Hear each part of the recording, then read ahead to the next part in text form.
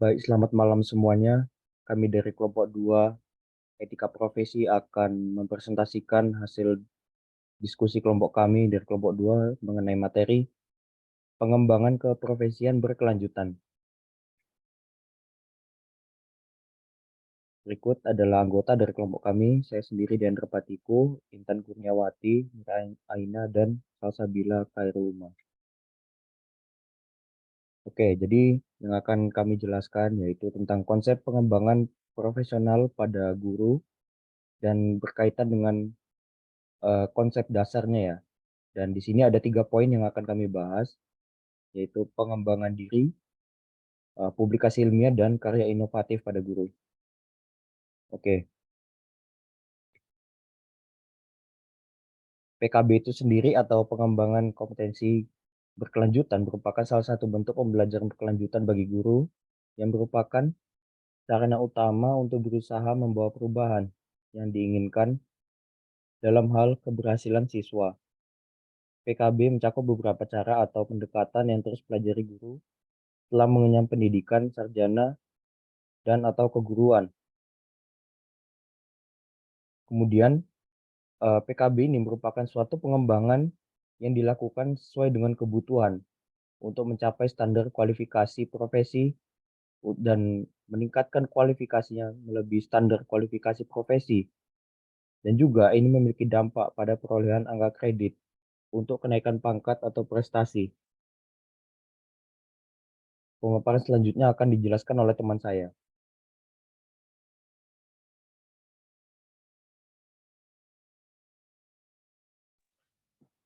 Baik, selanjutnya adalah pengembangan diri guru.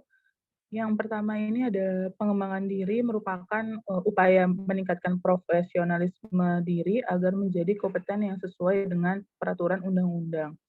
Nah, dari sini diharapkan guru mampu memenuhi tugas dan tanggung jawab pokok pembelajaran atau pengawasan, termasuk melakukan tugas tambahan yang berkaitan dengan tugasnya di sekolah atau madrasah. Lalu pengembangan diri ini juga terdiri dari pelatihan fungsional dan tindakan kolektif guru untuk mencapai dan atau meningkatkan kualifikasi profesi guru yang meliputi keterampilan pedagogik, personal, sosial, dan profesional. Next.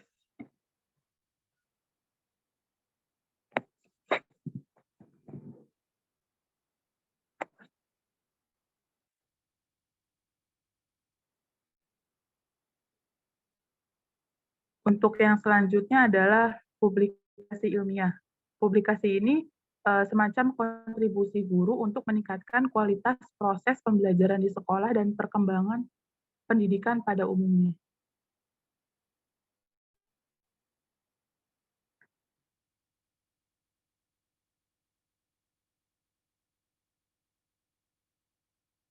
Lalu, publikasi kegiatan ilmiah ini terbagi menjadi 3 kelompok kegiatan. Yang pertama adalah presentasi pada forum ilmiah, lalu yang kedua publikasi ilmiah hasil penelitian, yang ketiga adalah menerbitkan buku teks.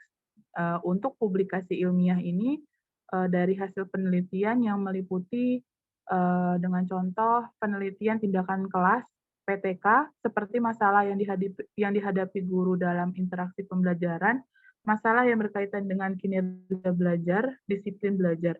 Lalu di sini juga termasuk ide-ide inovatif dalam bidang pendidikan formal. Misalnya menulis ilmu populer dalam pendidikan formal dan unit pembelajaran khusus, kursus pelatihan yang dipublikasikan di media atau majalah. Next.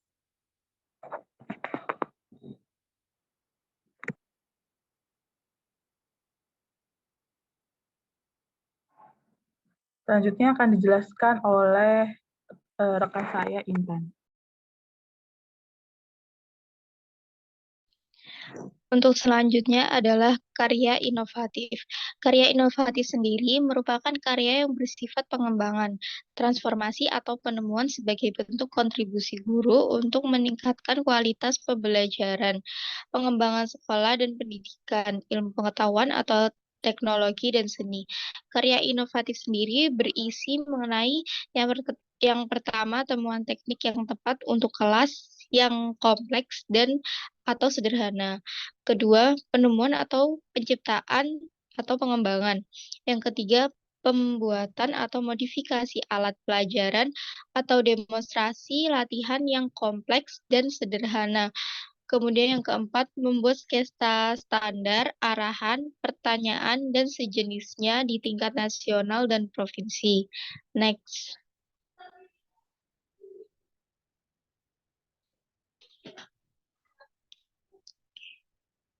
Untuk yang selanjutnya akan dijelaskan oleh teman saya.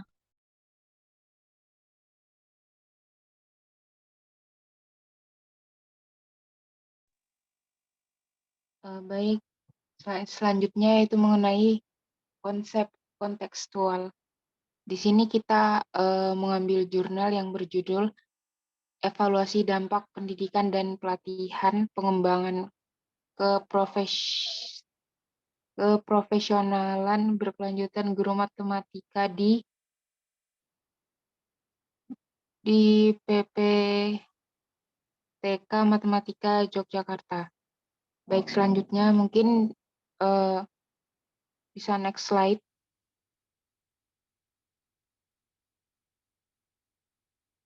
Mungkin ini merupakan bagian dari pendahuluan jurnal tersebut, bisa teman-teman baca ya.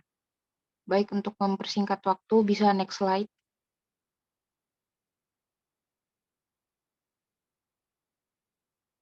Baik, untuk solusi atau penyelesaian kontekstual yang sudah ada pada jurnal tersebut, yaitu yang pertama, dalam pemilihan peserta diklat sebaiknya perlu mempertimbangkan kebutuhan motivasi peserta diklat yang sebenarnya.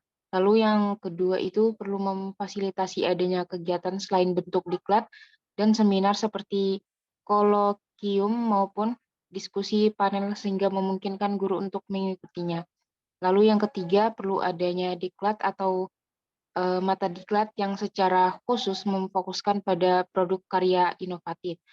Lalu yang keempat itu perlu adanya media layanan pasca diklat melalui web PPPP TK Matematika.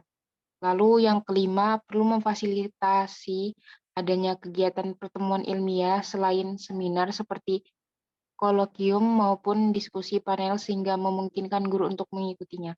Lalu yang terakhir itu ada memperbanyak adanya wadah publikasi ilmiah yang secara khusus diperuntukkan bagi karya-karya guru seperti jurnal atau buletin baik di tingkat provinsi maupun kabupaten. Selanjutnya, di sini ada solusi penyelesaian kontekstual yang kita tawarkan ataupun yang ditawarkan. Yang pertama itu perlu memfasilitasi adanya kegiatan selain bentuk diklat dan seminar seperti diskusi panel sehingga memungkinkan guru untuk dapat mengikutinya. Lalu yang kedua itu perlu adanya media layanan pasca diklat melalui web PPPP TK Matematika. Lalu yang terakhir itu perlu memperbanyak adanya wadah publikasi ilmiah yang secara khusus diperuntukkan bagi karya-karya guru seperti jurnal atau buletin baik di tingkat provinsi maupun kabupaten. Baik, selanjutnya saya kembalikan kepada Andra. Oke, baik. Itu saja pemaparan dari kelompok kami. Apabila ada yang ingin ditanyakan, dipersilakan untuk menanyakannya di kelas. Terima kasih untuk waktunya. Selamat malam.